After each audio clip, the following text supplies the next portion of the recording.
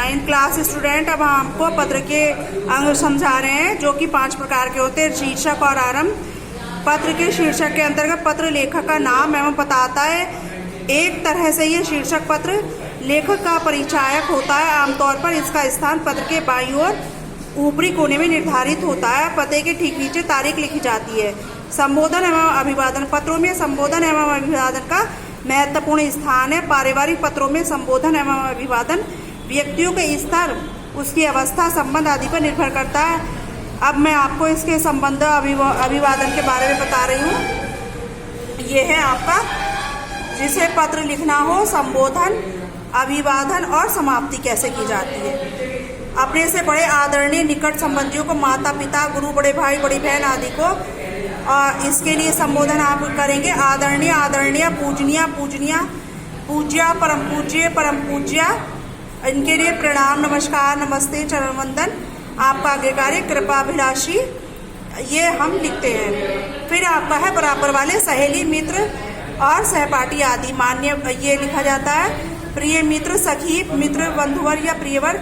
नमस्ते, स्नेह, तुम्हारा, तुम्हारी, और आपका मित्र, तुम्हारा स्नेही, तुम्हारी सखी या तुम्हारी ही। प्रतिष्ठित व्यक्तियों को महोदय, मान्यवर, महामान्य, आदरणीय, आदरणीय, आदरणीय, माननीय, नमस्कार, और भवदिया या भवदिया, कृपाकांक्षी, आपकी कृपाक्षणी। अपने से छोटों को प्रिय, चिरंजीवी, परम प्रिय, शुभाशीर्वाद, प्रसन्न, शुभाशीष, आनंदित आदि। शुभाभिलाषी, हितेशु, हित चिंतक। व्यापारिक आदि पत्रों में क्या लिखते हैं? महोदय, प्रिय, महोदय, मान्यवर, श्रीमान आदि। नमस्ते, भवदिया, आपका कृपाक्षी। सरकारी व्यवसायिक पत्रों में महोदय, महोदया, इसमें अभिवादन में प्रिया नहीं होता है, और भवदिया प्रार्थी या निवेदक होता है। इस तरह से हम ये अभिवादन लिखते हैं, जो कि इसका प्रयोग करने के लिए बहुत ही लाभदायक है और इस पर प्राप्तकर्ता पर गहरा प्रभाव पड़ता है। विषय वस्तु पत्र का सबसे महत्वपूर्ण अंग है। पत्र लिखने का कारण ही विषय वस्तु होती है। विषय वस्तु की शुरुआत अत्यंत प्रभावशाली होनी चाहिए। जिन विचारों या भावों को प्रकट करना चाहते हैं उन्हें क्रमशः इस भाग में लिखा जाता है। अपनी बात को मूलतः 3 परिच्छेदों में प्रस्तुत किया जाना चाहिए। इस बात का ध्यान रखना चाहिए कि हम पत्र लिख रहे हैं, कोई कहानी या नाटक नहीं। अतः विषय वस्तु के अनावश्यक विस्तार से बचना चाहिए। मंगल कामनाएं, धन्यवाद। अनौपचारिक पत्रों में विषय वस्तु की समाप्ति के बाद मंगल कामनाएं व्यक्त करना भी आवश्यक होता है। मंगल कामनाएं पढ़कर वाचक को लगता है कि पत्र लेखक उसका शुभचिंतक है। प्रया शुभकामनाओं सहित, सद्भावनाओं सहित, मंगल कामनाओं सहित आदि इनका प्रयोग किया जाना चाहिए। लास्ट है आपका अंत में क्या लिखते हैं कि आपका, आपकी, भवदिया, भवदिया आदि इन शब्दों के नीचे हस्ताक्षर भी करने चाहिए और इन हस्ताक्षर उपाधि आदि का उल्लेख नहीं किया जाना चाहिए।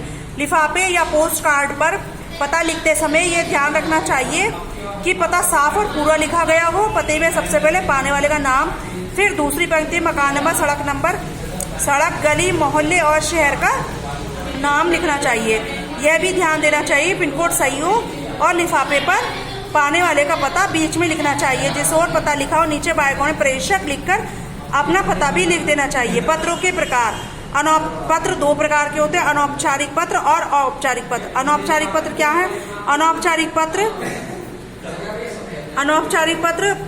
पत्र व्यवहार उन लोगों के साथ किया जाता है जिनसे हमारा व्यक्तिगत संबंध होता है। आमतौर पर ये पत्र माता पिता, भाई बहन, सगे संबंधियों आदि को लिखे जाते हैं। इन पत्रों में मुख्य परिवार की कुशलता, विशेष सुख दुख, हानिलाभ, जीवन मृत्यु आदि होते हैं। इन पत्रों की मुख्य उपयोगिता पारिवारिक संबंधों को सुदृढ़ करने में होती है।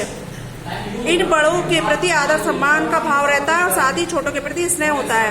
औपचारिक पत्र, यह पत्राचार उन लोगों के साथ किया जाता है जिनके साथ हमारा कोई निजी परिचय नहीं होता। यदि होता भी है तो व्यक्तिगत आत्मीयता और लगाव अत्यधिक गौण होता है। इन पत्रों में तथ्यों और सूचनाओं को ही अधिक महत्व दिया जाता है। औपचारिकता, कथ्य संदेश का ही महत्व होता है। इस तरह से आपकी ये अनौपचारिक बातें आप अपनी बुक में आप इसको पढ़ेंगे और देखेंगे अच्छे से। ओके स्टूडेंट, अब आपको